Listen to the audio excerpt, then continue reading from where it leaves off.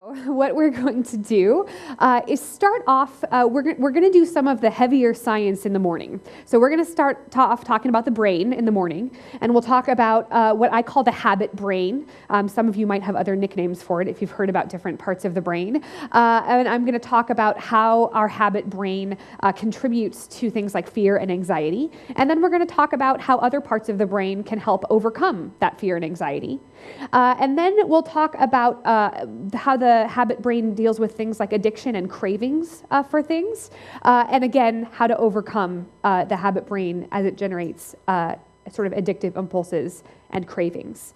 And throughout the morning, I have a few of those key habits that you saw the 16 habits listed on the flyer. I have a few of these habits peppered in the morning, but most of them are in the afternoon. So the idea is that we'll set a framework in the morning that is helpful for understanding how the brain works, and then you'll really understand the rationale behind the habits that we sort of will go through a little bit more quickly and a little bit more to the point in the afternoon.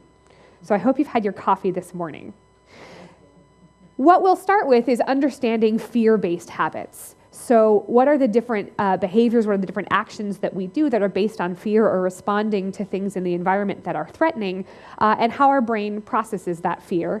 And again, the reason it's important to understand how our brain processes that fear is because our brain functions in a particular way, and knowing how it functions helps us know how to intervene, helps us know sort of what the pathways of least resistance are. One of the goals of this seminar is to not paint this incredibly negative picture of how our brain works and all these sorts of things, but to give you some keys on how to avoid these negative spirals, how to stop from from noticing negative things in the world and having it get worse and worse and worse.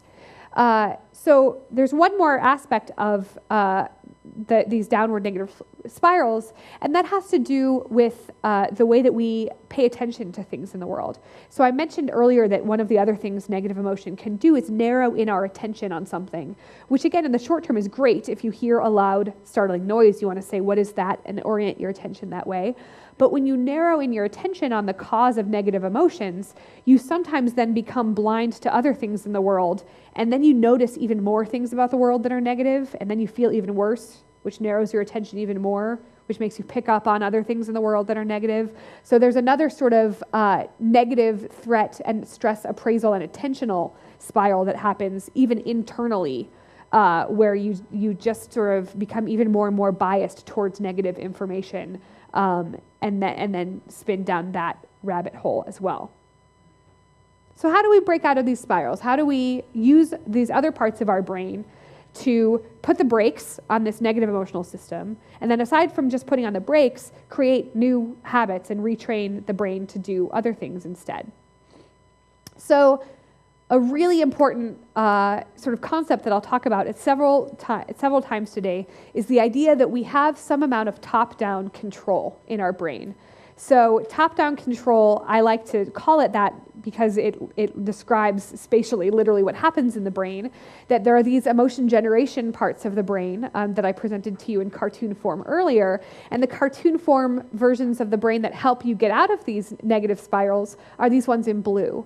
So these are literally higher parts of your brain. They are further up in your brain. They are more products of more recent evolution. So almost all of your prefrontal cortex has some role in this, but there are some parts of the prefrontal cortex that contribute more than others.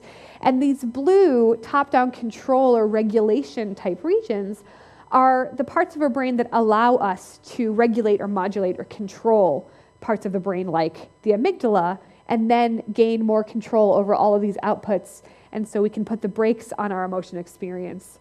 We can change the way our body is responding, our peripheral physiology, change what we're expressing, and change our behaviors.